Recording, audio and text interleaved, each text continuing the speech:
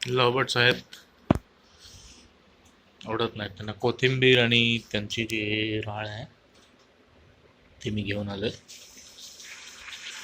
त्यांना बसण्यासाठी असं हे मडकं लावलेलं आहे. आतमध्ये एक पाण्याची वाटी आहे. एकाचं नाव प्रिन्स आहे, एकाचं नाव लिली आहे.